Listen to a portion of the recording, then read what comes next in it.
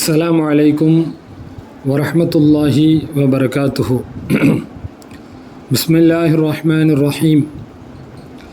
அல்ஹம்துலில்லாஹி ரப்பில் ஆலமீன் வல் ஆகிபத்து லில் முத்தகீன். அஸ்ஸலாத்து வஸ்ஸலாமு அலா சய்யிதினா முஹம்மதின் அஷ்ரஃபில் அன்பியாய் வல் முர்சலீன் வ அலா ஆலிஹி வ அஸ்ஹாபிஹி அஜ்மஈன். அம்மா பஅத்.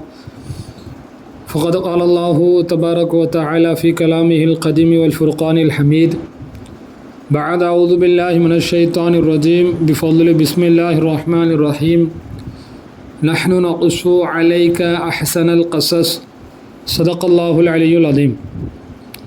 அளவற்ற அருளாளனும் நிகரற்ற அன்புடையோனுமாகிய எல்லாம் வல்ல அல்லாஹ்வின் திருநாமத்தை கொண்டு ஆரம்பம் செய்வோமாக. அல்லாஹ்வின் மேலான சாந்தியும் அவனது கருணையும் நம் உயிருக்கும் உயிரான உயிரினும் மேலான அருமை நாயகம் முஹம்மது ரசூலுல்லாஹி ஸல்லல்லாஹு அலைஹி வஸல்லம் அவர்களின் மீதும் உலக முஸ்லிம்கள் எல்லோரின் மீதும் நிரப்பமாய் உண்டாவதாக. ஆமீன். கண்ணியத்திற்குரிய அல்லாஹ்வின் நல்லடியார்களே, அல்லாஹ்வினுடைய மாபெரும் கிருபையினால் ரமலானினுடைய 3 பத்துகளில் முதல் 10 கடைசி நாள் 10 தராவிகள், ரமலானுடைய தராவிகளிலே 3 ஒரு பகுதி முடிவடைந்திருக்கிறது. இன்ஷா அல்லாஹ் நாளைய இரவிலிருந்து ஹதீஸின் வழிகாட்டுதலின்படி மக்ஃபிரத்தினுடைய 10 நாளை ஆரம்பமாக இருக்கிறது. நாம் அதிகமாக இந்த நாட்களிலே அல்லாஹு தாலாவிடத்திலே மக்ஃபிரத்தை தேடுவோமாக. வல்ல ரஹ்மான் நம்முடைய எல்லா பாவங்களையும் மன்னித்து நம்மை புரிந்து கொள்வானாக. கண்ணியத்திற்குரிய அல்லாஹ்வின் நல்லடியார்களே, இன்று ஓதப்பட்ட சூறாக்களில் சூரா யூசுஃப் அலைஹி ஸலாத்து வஸ்ஸலாம் அவர்களுடைய பெயரிலே ஒரு சூறா. பொதுவாக குர்ஆனை பற்றிய ஞானங்கள், குர்ஆனை பற்றிய தகவல்களை நாம் தெரிந்து வைத்து கொள்வது முஃமின்களாகிய நம்மின் மீது கடமையாக இருக்கிறது. கண்ணியத்திற்குரியவர்களே, குர்ஆன் என்பது அது ஒரு வரலாறு நூல் அல்ல, மாறாக அது அகிலத்தாருக்குண்டான ஒரு போதனை அற உரைகளை கொண்ட ஒரு நூல், வழிகாட்டியாக இருக்குது. மற்ற வரலாற்று நூல்களைப் போல் குர்ஆன் என்பது வரலாற்று நூல் அல்ல. அது மனிதர்களுக்கு உபதேசிக்கக்கூடிய ஒரு உபதேசி. அது அந்த குர்ஆனிலே அல்லாஹு தாலா பல்வேறு இடங்களிலே பல வரலாறுகளை, சரித்திரங்களை, நிகழ்வுகளை அல்லாஹ் சொல்லி காட்டுகிறான். என்ன காரணம்? வரலாறு சொல்வது அங்கே நோக்கம் அல்ல, மாறாக அந்த வரலாறிலிருந்து மக்கள், இந்த மனித சமூகம் படிப்பினை பெற வேண்டும் என்பதற்காகத்தான் குர்ஆனிலே அவ்வப்பொழுது ஆங்காங்கே அல்லாஹு தாலா நபிமார்கள், இறைநேசர்கள், ஏன் அல்லாஹ்வினுடைய விரோதிகளுடைய வரலாறுகளை கூட சொல்லி காட்டுகிறான். இப்போது வரலாறுகளுடைய அடிப்படையில் நாம் எடுத்து பார்க்கின்ற பொழுது முஃமின்களுக்கு ஒரு முன் உதாரணமாக எல்லாம் வல்ல அல்லாஹு தாலா நபிமார்களுடைய வரலாறுகளை, சாலிஹீன்களுடைய வரலாறுகளை குர்ஆனிலே பல்வேறு இடங்களிலே சொல்லி காட்டுகிறான். பொதுவாக இந்த குர்ஆனில் நபிமார்களை பற்றிய தகவல் 4 விதமாக இருக்குது.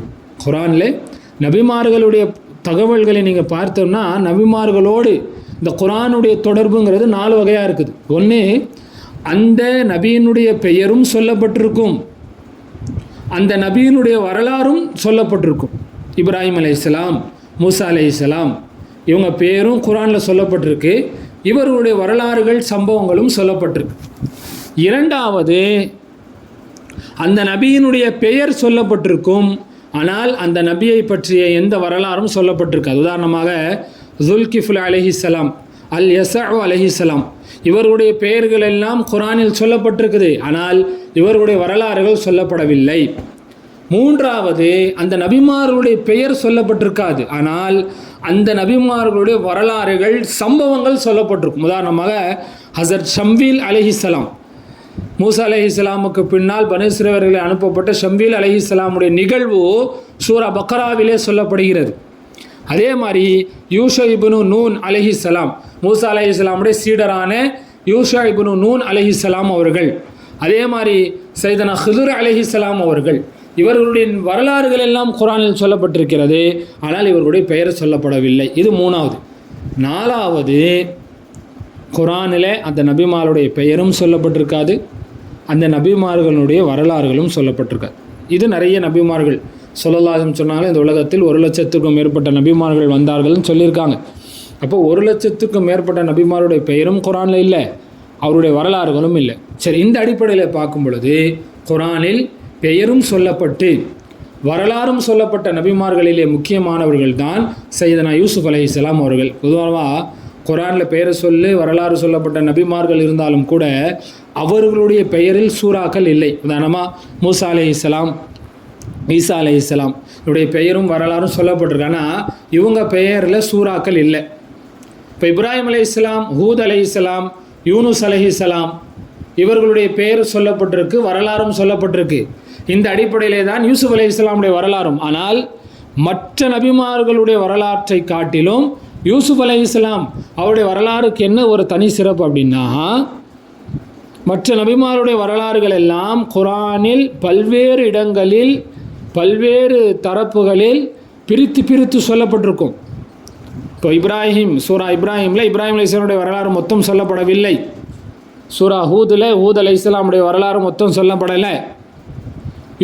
சூரா யூனுஸில் யூனுஸ் அலைஹிஸ்ஸலாமுடைய நிகழ்வுகள் சொல்லப்படவில்லை. அவர்கள் கடலிலே தூக்கி போட்ட அந்த நிகழ்வும் கூட குர்ஆனில் வேறு சூறாக்களில் சொல்லப்பட்டிருக்கு. ஆனால் சையதனா யூசுப் அலைஹிஸ்ஸலாமுடைய வரலாறு மட்டும்தான் குர்ஆனில் பெயர் சொல்லி வரலாறு சொல்லப்பட்டு அந்த நபியினுடைய பெயரில் ஒரு சூறாவும் இறக்கப்பட்டு அந்த சூறாவிலேயே வரலாறு மொத்தம் ஒரே இடத்தில் சொல்லப்பட்டுருச்சு. யூசுப் அலைஹிஸ்ஸலாமுடைய வரலாறுகள் இது போன்று வேறு எந்த சூறாக்களையும் தெளிவாக சொல்லப்பட இல்லை. இந்த சூறாவிலேயே ஆரம்பம் முதல் கடைசி வரை அல்லாஹு தாலா வரலாறுகளை சம்பவத்தை சொல்லிட்டு, இந்த குர்ஆனில் நிறைய சம்பவங்கள் சொல்லப்பட்டிருந்தாலும் இந்த ஒரு சம்பவத்துக்கு மட்டும்தான் அல்லாஹு தாலா அஹ்ஸனுல் கஸஸ் அழகிய வரலாறு என்று அல்லாஹ் சொல்லியிருக்கான். இப்ராஹிம் அலைஹிஸ்ஸலாமுடைய வரலாறுகள் இருக்குது, மூசா அலைஹிஸ்ஸலாமுடைய வரலாறுகள் இருக்குது. அந்த வரலாறுகளுக்கெல்லாம் அல்லாஹு தஆலா அஹ்ஸனுல் கஸஸ் என்று சொல்லாமல் சையதனா யூசுப் அலைஹிஸ்ஸலாமுடைய இந்த நிகழ்வுக்குத்தான் அல்லாஹு தஆலா அஹ்ஸனுல் கஸஸ் அப்படின்னு சொல்கிறோம். கண்ணியத்திற்குரியவர்களே, என்ன காரணம்? இந்த சம்பவம் அஹ்ஸனுல் கஸஸ் அழகிய வரலாறாக ஆகுவதற்கு என்ன காரணம்? பொதுவாக இந்த சம்பவத்தை யூசுப் அலைஹிஸ்ஸலாமுடைய வரலாறுகளை ஏன் அல்லாஹு தஆலா ஸல்லல்லாஹு அலைஹி வஸல்லமுக்கு சொல்லி காட்டுறான்னா, முதலில் ஸல்லல்லாஹு அலைஹி வஸல்லம் அவர்களுடைய மன நிம்மதிக்காக வேண்டி. ஏன்னா ஸல்லல்லாஹு அலைஹி வஸல்லம் அவர்கள் இஸ்லாத்தை எத்தி வைத்த அந்த நேரத்தில் ஸல்லல்லாஹு அலைஹி வஸல்லம் அவர்களை எதிர்த்தவர்கள், அவர்களுக்கு எதிராக நின்றவர்கள், அவர்களுக்கு எதிராக சதி செஞ்சவங்க யாருன்னு பார்த்தா ஸல்லல்லாஹு அலைஹி வஸல்லமுடைய நெருங்கிய உறவுகள், ஸல்லல்லாஹு அலைஹி வஸல்லம் சொந்தக்காரங்க, ஸல்லல்லாஹு அலைஹி வஸல்லம் நன்கு தெரிந்தவர்கள். அப்போது எப்படி இருக்கும்? மற்றவங்க நம்மளை எதிர்த்தா வர மனவேதனையை காட்டிலும் நம்ம சொந்த பந்தமே நம்மளை எதிர்க்கும் பொழுது நம்மளுக்கு ஒரு மனக்கவலை இருக்குமா என்ன? அப்பேற்பட்ட மனக்கவலையில் இருக்கும் பொழுது தான் அல்லாஹு தஆலா யூசுப் அலைஹிஸ்ஸலாமுடைய நிகழ்வை ஸல்லல்லாஹு அலைஹி வஸல்லம் சொல்லி காட்டி, யா ரசூலல்லாஹ் உங்களுக்கு மட்டுமல்ல, இதற்கு முன்னால் வாழ்ந்த நபிமார்களையும் சொந்த பந்தத்தினால கஷ்டப்பட்டிருக்காங்க என்று ஒரு மன ஆறுதலுக்காக அல்லாஹு தஆலா இதை சொல்கின்றான். இது ஒரு காரணம். பொதுவாக மனிதனுடைய இயல்பு அதுதான். ஒரு மனிதனுக்கு அவனுக்கு மட்டும் ஒரு கஷ்டம் வந்தால் அது அவனுக்கு மிகவும் மனக்கவலையை தரும். ஆனால் இல்லை, இது நமக்கு மட்டும் இல்லை, ஏற்கனவே மற்றவர்களுக்கும் ஏற்பட்டிருக்கிறது என்று சொல்லும் பொழுது அவர்களை பார்த்து நம்முடைய அந்த கவலை என்பது ஒரு அளவுக்குள் நின்றுவிடும். அப்போது ஸல்லல்லாஹு அலைஹி வஸல்லமுக்கு அல்லாஹ் தஆலா இந்த அழகிய வரலாறை சொல்லித் தருகிறான். குர்ஆனில் இது நீண்ட வரலாறு. யூசுப் அலைஹிஸ்ஸலாம் அவர்கள் சின்ன வயசில் இருந்தாங்க. அல்லாஹ் அத்தா கிட்ட ரொம்ப பாசமாக இருந்தாங்க. மூத்த 10 சகோதரர்கள் பொறாமைப்பட்டார்கள், கொண்டு போய் கிணத்துல போட்டாங்க. கிணற்றிலே ஒரு வியாபார கூட்டம் அவர்களை எடுத்தது, கொண்டு போய் மிஸ்ரிலே அடிமையாக விற்கப்பட்டார்கள்.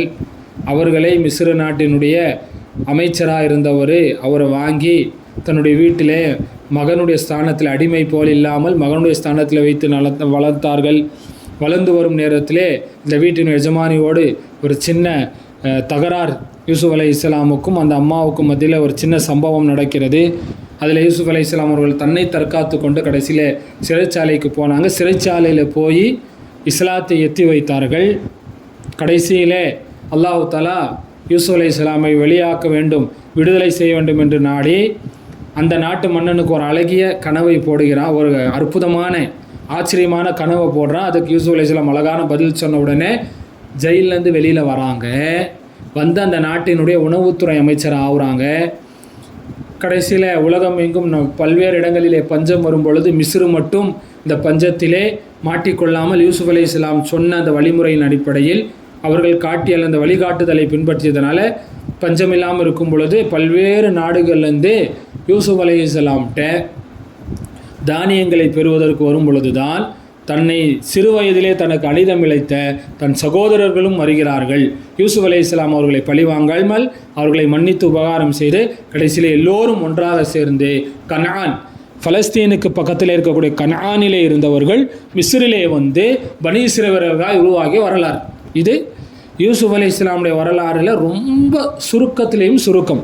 இப்போ குரானில் நீங்கள் பார்த்தாலே அல்லாஹு தஆலா யூசுப் அலைஹிஸ்ஸலாமுடைய வரலாறை நீண்ட நெடிய இடங்களிலே ஒரு அரை ஜூஸுக்கு மேலே அல்லாஹு தஆலா அவருடைய வரலாறை சொல்லி காட்டுகிறான். கணியத்திற்குரியவர்களே, இப்போது இந்த வரலாற்றில் நமக்கு என்ன படிப்பினைகள்? பொதுவாக குரானில் அல்லாஹு தஆலா கனவுகளை பற்றி பல்வேறு இடங்களில் சொல்கிறான். இப்ராஹிம் அலைஹிஸ்ஸலாம் அவர்கள் தன் மகனை அறுப்பதை போல் பார்த்த ஒரு கனவு, ஸல்லல்லாஹு அலைஹி வஸல்லம் அவர்கள் மக்காவுக்குள் பிரவேசிப்பதை போல் பார்த்த கனவு, அதே மாதிரி யூசுப் அலைஹிஸ்ஸலாமுடைய நிகழ்வில் 3 கனவுகள் வருது. ஒன்று, யூசுப் அலைஹிஸ்ஸலாம் சின்ன வயசில் 11 நட்சத்திரங்கள் தனக்கு சுஜூது செய்வதைப் போலவும் சந்திரனும் சூரியனும் தனக்கு சுஜூது செய்வதைப் போல் பார்த்த கனவு. இரண்டாவது, சிறையிலே இருந்த அந்த 2 சிறைவாசிகள் பார்த்த கனவு. மூன்றாவது, மிஸ்ர நாட்டிலே மன்னன் பார்த்த கனவு. அப்போது இந்த கனவு சம்பந்தமான விஷயங்கள் சூரா யூசுஃபிலே சொல்லப்பட்டிருக்கு. கணியத்திற்குரியவர்களே, இந்த கனவு இருக்குது பாருங்கள், இதை பற்றி ஒரு தெளிவு நம்மிடத்தில் இருக்க வேண்டும். ஸல்லல்லாஹு அலைஹி வஸல்லம் ஹதீஸில் சொல்லுவாங்க, இந்த உலகத்தில் நுபுவத்தினுடைய எல்லா விஷயங்களும் முடிஞ்சிருச்சு. நுபுவத்திலிருந்து பாக்கியாக இருக்கக்கூடிய ஒன்றே ஒன்று அப்படின்னா அது நல்ல கனவுகள் தான். ஸல்லல்லாஹு அலைஹி வஸல்லம் சொன்னாங்க, நல்ல கனவுகள், ருயா சாலிஹா, நல்ல கனவுகள் என்பது நபித்துவத்தினுடைய 46 பங்குகளில் ஒரு பங்கு. அப்படின்னா என்ன அர்த்தம்? ஸல்லல்லாஹு அலைஹி வஸல்லம் 23 ஆண்டு காலம் இந்த உலகத்திலே நபித்துவம் வெளிப்பட்டு 23 ஆண்டு காலம் உலகத்திலே புனித பூத உடலோடு ஹயாத்தாக இருந்தாங்க. அப்போ இந்த 23 ஆண்டு காலத்தில் ஸல்லல்லாஹு அலைஹி வஸல்லமுக்கு ஒரு 6 மாத காலம் நேரடியாக வஹி வரல, கனவின் மூலமாகத்தான் அறிவிப்புகள் வந்துச்சு. அப்போ 26ல் பாதிங்கிற பொழுது 46ல் 1. அப்போ நபித்துவத்தினுடைய 46 பகுதிகளிலே ஒரு தான் நல்ல கனவு என்பது. பொதுவாக ஒரு மனிதனுக்கு வரக்கூடிய கனவுகளை வைத்து இந்த மனிதன் நல்லவனா கெட்டவனா என்பதை முடிவு செய்திடலாம். இந்த சமுதாயத்தில் நபிமார்கள், சஹாபாக்கள், கண்மணி நாயகம் ஸல்லல்லாஹு அலைஹி வஸல்லம் அவர்களுக்கு அடுத்து சஹாபாக்களுக்கு அடுத்து கனவுக்கு விளக்கம் சொல்வதில் ஆக சிறந்த புகழ் பெற்றவர்கள், பெயர் பெற்றவர்கள் அல்லாமா முஹம்மது இப்னு சீரின் ரஹ்மத்துல்லாஹி அலைஹி அவர்கள். கனவுக்கு விளக்கம், அதாவது கனவுக்கு விளக்கங்கிறது ஒரு சாதாரண விஷயம் அல்ல. பொதுவாக சில நேரங்களில் கனவு ஒரு மாதிரியாக இருக்கும், ஆனால் அதுக்கு விளக்கம் வேறு மாதிரி இருக்கும். உதாரணமாக ஹஸரத் அப்பாஸ் ரஸியல்லாஹு தஆலா அன்ஹுடைய மனைவி ஸல்லல்லாஹு அலைஹி வஸல்லம் வந்தாங்க. வந்து தான் ஒரு கனவு கண்டதாக சொல்கிறாங்க. ஹஸரத் கண்மணி நாயகம் ஸல்லல்லாஹு அலைஹி வஸல்லம் அவர்களுடைய சிறிய தந்தை அப்பாஸ் ரஸியல்லாஹுடைய மனைவி அன்னை உம்முல் ஃபதுல் ரஸியல்லாஹு அன்ஹா அவங்க ஒரு கனவு பார்க்குறாங்க. என்ன கனவு அப்படின்னா, ஸல்லல்லாஹு அலைஹி வஸல்லம் அவருடைய தொடை பகுதியிலிருந்து ஒரு துண்டு, சதை துண்டு, அது அப்படியே துண்டாகி தன் மடியில் விழுவதை போல் கனவு பார்த்தாங்க. அப்போது இது வெளியிருந்து பார்க்கும் பொழுது இது எவ்வளோ ஒரு கெட்ட கனவு மாதிரி தெரியுது. இது அவங்க என்ன செஞ்சாங்க, கெட்ட கனவாக நினச்சி ஸல்லல்லாஹு அலைஹி வஸல்லம்கிட்ட சொல்ல வந்தாங்க. சொன்ன உடனே ஸல்லல்லாஹு அலைஹி வஸல்லம் சொன்னாங்க, இது நல்ல கனவுனாங்க. ஏன்னா இது என்ன விளக்கம் அப்படின்னா, தன்னுடைய அருமை மகள் ஃபாத்திமா ரஸியல்லாஹு அன்ஹா அவர்கள் நிறைமாத கர்ப்பிணியாக இருக்கிறாள். அவர்களுக்கு ஒரு குழந்தை பிறக்கும், அந்த குழந்தை உங்களுடைய மடியிலே வளரும். இதுதான் அதனுடைய விளக்கம்னு சொன்னாங்க. இப்போது இந்த கனவு சம்பந்தமாக நம்மிடத்தில் ஒரு தெளிவு வேண்டும். இன்றைக்கி கனவு சம்மந்தமாக நிறைய நபர்கள் எதையாவது ஒன்று பார்த்துட்டு பயப்படுறது. இப்போ இந்த கனவு சம்மந்தமான நிறைய தெளிவுகளில் முக்கியமான விஷயம் என்ன அப்படின்னாக்கா, இந்த சஹர் நேரத்தில் அதிகாலைக்கு முன்னால் பார்க்கக்கூடிய கனவு, அதுவும் அந்த கனவு தெளிவாக இருக்க வேண்டும். பார்த்த கனவு நமக்கு ஞாபகத்தில் இருக்க வேண்டும். இருந்தால் மட்டும்தான் அந்த கனவுக்கு விளக்கமே தவிர, பொதுவாக மனிதர்களுக்கு கனவு எப்படி வரும்? 3 வகையாக வரும். ஒன்று ஹதீசு நஃப்ஸ் என்று சொல்லுவார்கள். ஹதீசு நஃப்னா என்ன அப்படின்னா, ஒரு மனுஷங்க நான் பகல் புழுகம் விஷயத்தை பேசிகிட்டே இருப்பார், அதை யோசிச்சுட்டே இருப்பார். தூங்கும் பொழுது கனவுலையும் அதுவே வரும். இதற்கு பேர் ஹதீசு நஃப்ஸ் அப்படின்பாங்க. இரண்டாவது, ஷைத்தான் மனிதர்களுக்கு கனவிலே சில கெட்ட கனவுகளை போடுகிறான். சொல்லாத கெட்ட கனவுங்கிறது ஷைத்தான்ட்டு வரது தான். சரிங்களா? பொதுவாக ஒரு மனிதன் தூங்கும் பொழுது அவனுடைய ரூஹ் வானத்தை நோக்கி போகுது. ஒதுவோடு தூங்கினால் அது அல்லாட்ட போய் சஜிதா செய்யும், ஒது இல்லாமல் தூங்கினால் சஜிதா செய்யாது. அப்போ மேலே போகிற ரூஹு அல்லாஹ் யாருக்கு நாடுகிறானோ அந்த ரூஹு திரும்பி உடலுக்கு வரும். அதனால தான் தூக்கம் என்பதை சின்ன மௌத்தினுடைய சகோதரின்னு சொல்கிறோம். அப்போது அந்த உடலில் திரும்ப அந்த ரூஹ் சேருது பாருங்கள். அந்த நேரத்தில் ஷைத்தான் என்ன செய்வானா, கெட்ட கனவுகள் போடுவான். அதனால தான் இப்ராஹிம் அலைஹிஸ்ஸலாம் அவங்க முதலிலே தன் மகனை அறுப்பதை போல் கனவு காணும் பொழுது இது ஷைத்தானுடைய வஸ்வசாவாக இருக்குமோன்னு நினச்சான். ஆனால் நபிமார்களுக்கு வரக்கூடிய கனவுகள் வஹி தான். அதே நேரத்தில் சுபஹ் நேரத்தில், தஹஜ்ஜுடைய நேரத்தில் நாம் பார்க்கக்கூடிய கனவுகளுக்குன்னு விளக்கம் இருக்குது. இது ஒன்று. இப்போ ரெண்டாவது என்ன அப்படின்னா, மனிதர்களை கவனித்து கனவுகளுடைய விளக்கம் மாறும். அல்லாமா முஹம்மது இப்னு சீரின் ரஹ்மத்துல்லாஹி அலைஹிட்ட ஒரு மனிதர் வந்தாங்க. ஒருத்தர் சொன்னார், நான் பாங்கு சொல்கிற மாதிரி கனவு பார்த்தேன் அப்படிங்கிறார். அப்போ முஹம்மது இப்னு சீரின் ரஹ்மத்துல்லாஹி அலைஹி சொன்னாங்க, அப்போ உங்களுக்கு ஹஜ்ஜு செய்யக்கூடிய பாக்கியம் கிடைக்கும்னாங்க. கொஞ்ச நேரம் கழித்து இன்னொரு மனிதர் வந்தார். அவரும் அதே மாதிரி தான் பாங்கு சொல்வதை போல் கனவு பார்த்ததாக சொல்கிறார். அப்போது முஹம்மது இப்னு சீரின் ரஹ்மத்துல்லாஹி அலைஹி சொன்னாங்க, உங்களுக்கு அநேகமாக மரண தண்டனை கிடைக்கும் அப்படின்ட்டான். போயிட்டாங்க. இப்போ மாணவர்கள் கேட்குறாங்க, 2 பேரும் ஒரே கனவு தானே பார்த்தாங்க, ஏன் 2 பேருக்கும் விளக்கம் வேறு? அப்போது முஹம்மது இப்னு சீரின் ரஹ்மத்துல்லாஹி சொன்னாங்க, முதல்ல வந்தவர் நல்ல வணக்கசாலி, சாலிஹான மனிதர். இரண்டாவது வந்தவன் ஒரு ஃபாசிக், பாவி. இப்போ குரானில் இந்த அழைப்பு தருதல் அப்படிங்கிறத பார்த்தா 2 இடங்களில் வருது. ஒன்று சூரா யூசுஃபில் இந்த யூசுஃப் அலைஹிஸ்ஸலாமுடைய சம்பவத்தில் வருது. அதில் அந்த 2 சிறைவாசிகளை ஒரு ஆள் என்ன செய்யப்பட்டார், தூக்கில் போடப்பட்டாரா என்ன? இரண்டாவது, இப்ராஹிம் அலைஹிஸ்ஸலாம் ஹஜ்ஜுக்கு அழைப்பு தந்த இடத்துல இந்த அதானுங்கிற வார்த்தையை பயன்படுத்துகிறான். அப்போது நல்லோர்கள் பார்த்தால் ஹஜ்ஜுடைய பாக்கியம், கெட்டவர்கள் பார்த்தால் மரண தண்டனை. அப்போது ஒரே கனவை பல நபர்கள் பார்க்கின்ற பொழுது கனவுகள் மாறுபடும். அதே மாதிரி தான் ஒரே நபர் வேறு காலங்களில் ஒரு கனவை பார்க்கும் பொழுது அந்த கனவினுடைய விளக்கம் மாறும். உதாரணமாக இதே முஹம்மது இப்னு சீரின் ரஹ்மத்துல்லாஹி ஒரு மனுஷர் வந்தார். அவர் சொன்னாராம், கனவுல நான் பார்த்தேன், ஒரு குறிப்பிட்ட மரத்தினுடைய பழங்கள் பழுத்து வருவதை போல் நான் பார்த்தேன் அப்படின்னு சொல்கிறார். அப்போது முஹம்மது இப்னு சீரின் ரஹ்மத்துல்லாஹி சொன்னாங்க, எப்பா அவனுக்கு அநேகமாக நீ எவ்வளோ பழங்கள் பழுக்கிற மாதிரி பார்த்தியோ அந்தளவுக்கு உடம்புல கொப்பளம் வரப்போகுதுன்னா. அதே மாதிரி அந்த மனிதனுக்கும் கொப்பளம் வந்துச்சு. சில மாதங்கள் கழித்து அவர் அதே மாதிரி கனவு பார்க்குறார். இப்போ போய் சொன்னால் இவர் என்ன சொல்லுவாரோன்னு தெரியலையே அப்படின்னு போய் திரும்பவும் முஹம்மது இப்னு சீரின் ரஹ்மத்துல்லாஹி அவர் சொல்கிறாரு. அப்போ முஹம்மது இப்னு சீரின் ரஹ்மத்துல்லாஹி சொன்னாங்க, அநேகமாக நீ எத்தனை பழங்கள் பார்த்து அத்தனை சவுக்கடி உனக்குள்ளே போகுதுன்னா. அதே மாதிரி அவர் வீட்டுக்கு மேலே நின்று குளிச்சுட்டு இருக்கிறார். குளிக்கும் பொழுது அந்த குளித்த தண்ணி கீழே உழுது. அந்த நேரம் பார்த்து அந்த தெருவழியாக அரசர் தன் படையோடு போயிட்டுருக்கார். அவங்க மேலே அந்த தண்ணியெல்லாம் உளுந்துட்டனால உடனே யாருன்னு பார்க்க சொல்லி மன்னர் சவுக்கால் அடிக்க சொல்லிட்டார். இந்த மனிதனுக்கு ஒரே கவலையாக போச்சு. திரும்பவும் சில மாதங்கள் கழித்து அதே கனவை பார்க்குறாரு. இப்போ இவருக்கு என்ன பயம், இப்போ போய் சொன்னால் என்ன விளக்கம் சொல்லிடுவாரோ அப்படின்னு பயந்துகிட்டே போய் சொன்னார். அப்போது முஹம்மது இப்னு சீரின் ரஹ்மத்துல்லாஹி சொன்னாங்க, நீ எத்தனை பழங்கள் கனவில் பழுத்த மாதிரி பார்த்தியோ அத்தனை தீனார்கள் காசு உனக்கு கிடைக்கும்னா. அதே மாதிரி அடுத்த நாள் வந்தார் ஒருத்தர், இவருக்கு அத்தனை காசுகளை தந்துட்டு போயிட்டார். இப்போது என்ன விஷயம் அப்படின்னா, அந்த மனிதர் முஹம்மது இப்னு சீரின் ரஹ்மத்துல்லாஹிட்ட கேட்குறாரு, முஹம்மது இப்னு சீரின் ரஹ்மத்துல்லாஹி ஒரே கனவு தான் நான் தான் பார்த்தேன், ஒரே கனவு தான் பார்த்தேன், ஆனால் ஏன் விளக்கம் மாறுது அப்படிங்கிற போது சொன்னாங்க, எப்பா நீ முதல்ல ஒரு மரத்தினுடைய பழங்களை கனவில் பார்த்தேன்னு சொன்னல, அந்த காலம் என்பது அந்த பழத்துக்கு உண்டான சீசனே அல்ல. அப்போ தான் மரங்களில் அந்த பிஞ்சு காய்க்கக்கூடிய நேரம். அந்த சீசனில் காலகட்டத்தில் நீ கனவு பார்த்ததுக்கு அதுதான் விளக்கம்.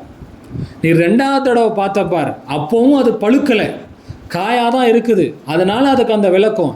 நீ 3வது தடவை அந்த கனவை பார்க்கும் பொழுது அந்த பழங்கள் எல்லாம் பழுத்து நல்ல மனிதர்களுக்கு பயன் தரக்கூடிய காலம், சீசன் அது, அந்த பழத்துக்குண்டான சீசனில் பார்த்த. எனவே அதற்கு அந்த விளக்கம் நாங்கள். எனவே இந்த கனவு சம்பந்தமாக நாம் பார்க்கின்ற கனவுகள் நம்ம எதுவுமே என்ன செய்யக்கூடாது, ஏதோ ஒரு பார்த்துட்டோம். பொதுவாக இந்த விளக்கங்களை யார்கிட்ட போய் கேட்கணும் அப்படின்னா, கனவுக்கு விளக்கம் தெரிந்தவர்களிடத்தில் தான் போய் கேட்கணும். சாலிஹீன்கள், உலமாக்கள், பற்றுள்ளவர்கள், அவங்களுக்கு அல்லாஹ் தஆலா அந்த விளக்கத்தை தருவான். எல்லாருக்கும் கனவுனுடைய விளக்கம் கிடைச்சிடாது. எனவே கண்ணியத்திற்குரியவர்களை, இந்த கனவு சம்பந்தமான இந்த ஒரு விஷயமும் இதில் உண்டு. 2வது என்ன அப்படின்னா, யூசுப் அலைஹிஸ்ஸலாமுடைய வரலாறுகளில் நம்ம நிறைய படிப்பினைகள் இருக்குது. அதில் ஒன்று என்ன அப்படின்னா, நம்ம இந்த காலகட்டத்தில் நம்மிடத்தில் இருக்கக்கூடிய ஒரு தவறு. அது நாம் என்ன நினைக்கிறோம், சரி இப்போ தப்பு பண்ணிடுவோம். உதாரணமாக நோன்பு வருதுன்னு வச்சுக்கோங்களேன். நோன்புக்கு முன்னாடி என்ன செய்வாங்க, அப்பா இன்னும் ஒரு வாரம் கழிச்சு நோன்பு வருது, அதனால் நம்ம இப்போவே இதை பண்ணிடுவோம் அதை பண்ணிடுவோம், சில தவறுகளில் ஈடுபட்டுறாங்க. மனிதருமே என்ன செய்வாங்க, சரி இப்போ செஞ்சுருவோம், அடுத்து தௌபா செஞ்சுப்போம் அப்படின்னு நினைக்கிறாங்கல்ல. இந்த சூரா யூசுப் நமக்கு என்ன சொல்கின்றது, அப்படி ஒரு தவறை செய்துவிட்டு பிறகு மன்னிப்பை பெற்றுக்கொள்ளலாம் என்று ஒரு தவறு செய்தால் அவருக்கு அந்த தவறிலிருந்து மன்னிப்பு கிடைக்காது. ஒரு தவறை ஆரம்பத்திலேயே செய்யாமல் தவிர்த்து கொண்டால் அதற்குண்டான பலன் பன்மடங்காக அது ஹலாலான முறையில் அவருக்கு சேரும் என்பதை சூரா யூசுப் நமக்கு சொல்லுது. முதல்ல யூசுப் அலைஹிஸ்ஸலாமுடைய சகோதரர்கள் தன் சகோதரர் யூசுப் அலைஹிஸ்ஸலாமின் மீது பொறாமைப்பட்டு அவங்கள என்ன செஞ்சாங்க, இப்போ ஷைத்தான் சொன்னான், நீங்கள் என்ன செய்யுங்க, யூசுப் அலைஹிஸ்ஸலாமை கொன்றுங்க, கொன்னுட்டிங்கன்னா இப்போ என்ன செய்வாங்க. அதாவது இங்கே யோசிக்கிற விஷயம் என்னென்னா, ஏன் தன் பிள்ளைகள் மீது, ஏன் சகோதரர்கள் யூசுப் அலைஹிஸ்ஸலாம் மீது பொறாமைப்பட்டார்கள்? காசு பணத்துக்கோ அந்தஸ்துக்கு இல்லை, தந்தையினுடைய பாசத்துக்கு. சரி, அப்போது அவங்க தந்தை தன் மேலே பாசமாக இல்லைங்கிறதுக்காண்டி கவலையில் இருக்கும்போது தான் ஷைத்தான் மனித ரூபத்தில் சொன்னால், பேசாமல் யூசுஃபை நீங்கள் கொன்றுங்க, கொன்னுட்டா கொஞ்ச நாள் உங்கள் அத்தா அழுவார், அதுக்கடுத்து என்ன ஆகும், யஹ்லுலக்கும் வஜுஹு அபீக்கும், கடைசியில் உங்கள் அத்தா உங்கள்கிட்ட தான் வந்தாகணும், அவருடைய பாசமும் நேசமும் அன்பும் உங்களுக்கு வந்துடும். இவ்வளோ பெரிய தப்பு பண்ணிங்களே, ஓ தக்கூனும் மிம்பாதி கௌமன் சாலிஹின், அதுக்கு பின்னாடி வேணால் அல்லாட்ட மன்னிப்பு கேட்டு நம்ம நல்லவங்களாயிடலாம், இப்போ தப்பு பண்ணிக்கிங்க என்று ஷைத்தான் அவர்களை வழிகெடுக்க கடைசியில் கொண்டு போய் கிணத்துல தள்ளினாங்க. ஆனால் கடைசி வரைக்கும் என்ன ஆயிடுச்சு, அதற்குண்டான தண்டனையை, இழிவை இந்த உலகத்தில் அனுபவித்தாங்க. அதே நேரத்தில் யூசுப் அலைஹிஸ்ஸலாமை ஜலீஹா அம்மா அவர்கள் தவறு கழிக்கும் பொழுது அந்த இடத்துல அவங்க தப்பு செஞ்சுருந்தால் பார்க்குறதுக்கு ஆளும் இல்லை, தப்பு நடந்தது கூட வெளியில் தெரியாது. ஏன்னா யூசுப் அலைஹிஸ்ஸலாம் அந்த வீட்டில் தான் வளர்ந்தாங்க, அங்கே தான் வேலை பார்க்குறாங்க. அதுவும் ஜலீஹா அம்மாவுடைய அறைக்குள்ளே தவறு நடந்தால் யாருக்கும் தெரிய போவதில்லை. இருந்தாலும் யூசுப் அலைஹிஸ்ஸலாம் என்ன சொன்னாங்க, கால மஆதல்லாஹ், அல்லாஹ்ட்ட நான் பாதுகாப்பு தேடுறேன்னு தவிர்ந்துட்டாங்க. பிற்காலத்தில் அல்லாஹ் தஆலா ஜலீஹா அம்மா அவர்களை ஹலாலான மனைவியாக தந்தான். இது முதல் விஷயம். இன்று நாம் படிப்பினை பெற வேண்டிய விஷயம், ஒரு தவறை செய்து பிறகு தெரிந்து கொள்ளலாம் என்று செய்தால் மன்னிப்பு கிடைக்காது. தவறிலிருந்து நாம் தப்பித்து கொள்ளணும், ஒன்று. 2வது, தவறு நிகழ்ந்து விட்டால் அதற்காக நம் மனம் திரிந்து நாம் தௌபா செய்தால் அல்லாஹு தஆலா நம்மை ஏற்றுக்கொள்கிறான் என்பதற்கு யூசுப் அலைஹிஸ்ஸலாமுடைய 10 சகோதரர்கள், ஜுலைஹா அம்மாவுடைய சம்பவங்கள் எல்லாம் அதை காட்டுது. 3வது முக்கியமான விஷயம், ஒரு பெற்றோர்கள் தங்களுக்கு ஒன்றுக்கு மேற்பட்ட பிள்ளைகள் இருந்தால் அந்த பிள்ளைகளுடைய விஷயத்தில் கரெக்டாக நடந்துக்கணும். இன்றைக்கி நிறைய நிகழ்வுகள் கண்கூடாக நம்ம பார்க்குறோம். பொதுவாக ஒரு பிள்ளைக்கு மேலே தந்தைக்கோ தாய்க்கோ பாசம் அதிகமாக இருக்கும். இது மற்ற பிள்ளைங்களுக்கு என்ன செய்யும்னா, அந்த பிள்ளையின் மீது வெறுப்பை ஏற்படுத்தி விடும். அதுக்கு இன்றைக்கி பொசசிவ்னஸ்ன்னு என்னென்னமோ பேர் வைக்கிறாங்க. ஆனால் அது உண்மையிலே ஒரு விதமான மன ஏக்கம். இப்போ யூசுப் அலைஹிஸ்ஸலாமுடைய சகோதரர்கள் யூசுப் அலைஹிஸ்ஸலாமை ஏன் கிணத்துல தள்ளினாங்க, ஏன் கொல்லணும்னு நினச்சாங்க? காசுக்கா, பணத்துக்கா, அந்தஸ்துக்கா? இல்லை, தன் தந்தையினுடைய பாசத்திற்கு, தந்தையுடைய பாசம் தனக்கு கிடைக்க வேண்டும் என்பதற்குத்தான் இவ்வளோ பெரிய பாவமான காரியத்திலே செய்ய இறங்கிட்டாங்க. எனவே அந்த பிள்ளைகளுடைய விஷயத்தில் அவர்களுடைய ஏக்கத்தை பூர்த்தி செய்து விட வேண்டும். அதாவது பாசங்கிறது பெற்றோர்களுக்கு தானாகவே ஒரு பிள்ளையின் மீது அதிகமாக வரும், ஒரு பிள்ளைன்னு கம்மியாக வரும். அதை மனிதர்களுடைய சக்திக்கு அப்பாற்பட்டது. ஆனால் அதை வெளிப்படுத்துவது என்பது இன்னொரு பிள்ளையினுடைய மனதை அது பாதிக்கும் விதத்தில் வெளிப்படுத்தி விடக்கூடாது. வெளிப்படுத்தி விட்டால் இந்த குழந்தைக்கு அது ஆபத்தை ஏற்படுத்தும் என்கின்ற நடைமுறை ஒரு உபதேசத்தை இந்த சூரா யூசுஃப் நமக்கு சொல்கின்றது. யாக்கூப் அலைஹிஸ்ஸலாம் மற்ற 10 பிள்ளைங்களுக்கு அநியாயம் செய்யலை. யூசுஃப் அலைஹிஸ்ஸலாமுடைய சகோதரர் பின்யாமினும் தாயில்லாத பிள்ளைங்கனால கொஞ்சம் பாசமாக இருந்தாங்க. ஆனால் 10 சகோதரர்களுக்கு அந்த தந்தையினுடைய பாசம் தனக்கு கிடைக்கவில்லையே என்கின்ற, பாசமாக இருந்தாலும் தன் தம்பிக்கு கிடைச்ச மாதிரி தனக்கு கிடைக்கலைங்கிற ஏக்கம் அவர்கள் இது போன்ற தவறிலே ஆழ்த்தி விட்டது. எனவே இது போன்ற விஷயங்களையும் நாம் கவனம் செலுத்த வேண்டும் என்கின்ற இன்னும் நிறைய அற்புதமான கருத்துக்கள் சூரா யூசுஃபில் சொல்லப்பட்டிருக்கிறது. அதனால்தான் அல்லாஹு தஆலா அதை அஹ்ஸனுல் கஸஸ் என்று சொல்கின்றான். வல்ல ரஹ்மான் குர்ஆனிலிருந்து படிப்பினை பெறக்கூடிய நல்லோர்களிலே நம் எல்லோரையும் ஆக்கியருள் புரிவானாக. வாஹிரு தவானா அல்ஹம்துலில்லாஹி ரப்பில் ஆலமீன். அஸ்ஸலாமு அலைக்கும் வரஹ்மத்துல்லாஹி வபரகாத்துஹு.